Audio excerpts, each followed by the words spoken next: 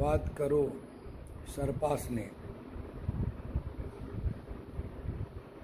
ધોરણ 12 science pass કરીને tracking શબ્દ સાંભળ્યો હતો, પણ કોણ કરાવે ટ્રેકિંગ, કેવી રીતે જવાય તેની કોઈ સૂઝબૂઝ હતી નહીં. તપાસ ઘણી બધી કરી પણ ક્યાંયથી માહિતી પ્રોપર મળી નહીં. બીએસસી કર્યું સેન્ટ ઝેવિયર્સ કોલેજમાં, ત્યાંથી પણ કોઈ માહિતી ન મળતા થોડું નિરાશા થઈ. પણ અચાનક અમને જાણવા મળ્યું કે અમારા જ માધ્યમિક શાળા સરસ્વતી વિદ્યાલયના ગણિતના શિક્ષક ગિરીશભાઈ પટેલ સરસપુરમાં યુથ હોસ્ટેલ ચલાવે છે. એટલે અમે લોકો અંદાજિત 1989માં સરસ્વતીમાં મળવા ગયા. ત્યારે તેમણે કહ્યું કે કંઈ વાંધો નહીં, તમારે ટ્રેકિંગમાં જવું હોય અને મેમ્બર બનવું હોય તો અમારા યુનિટના મંત્રી ખત્રીવાડમાં જયેશભાઈ રહે છે એને મળી લો. એટલે હું ને રાજુ દેસાઈ બંને મળવા ગયા. અમને તો કંઈ યુથ હોસ્ટેલ વિશેની કોઈ માહિતી નથી, પણ જયેશને અમે મળ્યા એટલે એમણે કીધું કે ભાઈ અમારે મેમ્બર આ વર્ષના પૂરા થઈ ગયા છે, તમે હવે આવતા વર્ષે આવજો. એટલે અમે પાછા ગિરીશભાઈ પાસે મળવા ગયા. મેં કીધું તમારા યુનિટના મંત્રી તો આવું કહે છે, તો મને એક શિક્ષકની રીતે જ છોડને મુકેશ મેમ્બર બનવાનું, એક કામ કરતું યુનિટ ચાલુ કરી દે. મેં કીધું સાહેબ અમે મેમ્બરે નથી અને યુનિટ કેવી રીતે ચાલુ કરે. એ કે બહુ પ્રોસિજર સહેલી છે અને અમે એને અનુસરતા ગયા. અને 1990ની 1 જુલાઈએ અમે મારા રાજકીય મિત્ર ભાનુભાઈ કોઠિયાના સહકારથી સરદાર સેનાની પણ સ્થાપના કરવાની હતી. સરદાર સેનાની સાથે સાથે યુથ હોસ્ટેલ બાપુનગર યુનિટની પણ સ્થાપના કૃષ્ણ વિદ્યાલયમાં યોજવાનું નક્કી કર્યું. ભાનુભાઈ સાવલિયાને મળ્યા, તેમણે સહમતિ દર્શાવી દીધી અને ઉદ્ઘાટન માટેનો તમામ ખર્ચો પણ તેમણે ભોગવવાનો સ્વીકાર્યો. ત્યારના ગૃહમંત્રી નરહરી અમીનનો સમય લઈને તેમના હાથે ઉદ્ઘાટન કરવાનું નક્કી કર્યું. સાથે સાથે સરદાર સેનાના પ્રવીણ રાવલ, છાત્ર જનતા દળના પ્રવીણ પટેલ, દશરથ પટેલ વગેરેને અમે આમંત્રિત કર્યા. યુથ હોસ્ટેલના પ્રોટોકોલ મુજબ ચેરમેન યુનિટના હોદ્દેદારોની શપથવિધિ કરાવે. તો અમને જણાવવામાં આવ્યું કે તમે ખેડામાં એક્સટેન્શન ચેરમેન શ્રીમતી ઉષાબેન મારવાડીને આમંત્રિત કરો.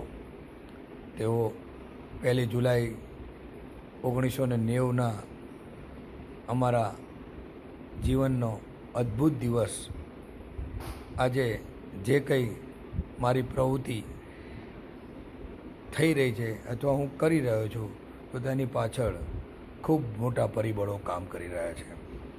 સૌથી પહેલું અમારું કુળ હરદાસ બાપુ, જે સૌરાષ્ટ્ર પટેલ સેવા સમાજના આજીવન ભેગધારી છે, તેમના વારસાગત સેવાના ગુણો લોકોના કહેવા પ્રમાણે મારામાં આવ્યા છે. ત્યારબાદ મારી માધ્યમિક શાળા સરસ્વતી વિદ્યાલયના ગુરુજનોનો સંસ્કાર અમારામાં જે રોપ્યા તે આજે દેખાદે છે. અને 1990થી યુથ હોસ્ટેલ નામની સંસ્થાએ મને પરિપક્વ બનાવી દીધો અને આજે સતત ખૂબ માનવીય ફરજના ભાગરૂપે સેવાકીય પ્રવૃત્તિઓ કરી રહ્યા છીએ. છેલ્લા 4 વર્ષથી ભવાની મેડિકલના નામે ઓળખાતા મેડિકલ સ્ટોરના માલિક કમલેશભાઈ કકાણીના સાથે જોડાયા બાદ મારી પ્રવૃત્તિને ડબલ વેગ મળ્યો છે. તેમજ અશોકભાઈ પાટીલ ગણેશ સાયકલ, ત્યારબાદ જીગરભાઈ પ્રાઇમ મોબાઈલ, દેવી સાયકલ નીરજભાઈ, તે ઉપરાંત ઘણા બધા દાતાઓ ઇંગ્લિશ વર્લ્ડ, હેરી વોરા અને હિલટાઉન ગ્રુપ, શિવાંતા ગ્રુપ, શૈલેષ સાવલિયા, પરાગ વગેરેનો મને ખૂબ પ્રેમથી સહકાર મળ્યો છે. મારા ખાસ મિત્ર અને યુથ હોસ્ટેલના સ્થાપકમાં ત્રીજું એક પાત્ર જીતેન્દ્ર રાખોલિયા જીતુ, એનો તો મને અવિરતપણે વગર કહે મારે એને પૂછવાનું ના હોય એવો મને સપોર્ટી આપી રહ્યો છે. અને રાજુ દેસાઈ બી તન મન ધનથી મારી સાથે આ પ્રવૃત્તિમાં મને ખૂબ સહકાર આપી રહ્યા છે. સરસ્વતીની વાત કરીએ તો સરસ્વતીના સંસ્કારોનું જે સિંચન શાળાના શિક્ષકો કરી રહ્યા છે તે જ હું તો ગુરુ માનું છું. બાકી મેં કોઈ ગુરુની કંઠી પહેરી નથી. મારા બાપુજીને પણ હું ગુરુ માનું છું કે તેઓ પણ ચેન્જેબલ અને ચેલેન્જેબલ હતા. એની પાસેથી પણ હું ઘણું શીખ્યો છું. મારા દાદા હરદાસ બાપુ પાસેથી પણ ઘણું શીખ્યો છું.